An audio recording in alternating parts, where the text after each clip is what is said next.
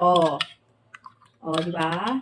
Be, masarap siya, promise. Hindi kayo magsisisi dito. I-try nyo lang. Walang masama. Collagen po ito, pangga. Take note, collagen. I-research mo kung anong collagen kasi ayan yan mga bebs ko. Green tea yan. Okay, may green tea kami dito. Okay, green tea yung laman niya sa loob. Maglalagay ako ng 2 scoop. Yung ginagawa kasi namin, in 1 cup, ano, konti na lang yung laman niya. Malapit na maubos. Yes, every morning and night namin siya iniinom. Okay, tignan niyo mabuti mga pangga. Naglalagay kami ng 2 scoop. 2 scoop yan hinahalo namin sa green tea namin. Ay, shucks. Okay, 1, 2. Tapos, syempre, mix-mix mo lang. Kailangan ko talaga ng cold water. Kami kasi hot water muna. Tapos saka namin nalagyan ng cold water para talagang totally mix out talaga siya. Yung lutong-luto yung sa loob niya. O, di ba? O. Edad ng katawan mo yan. Maniwala ka sa akin.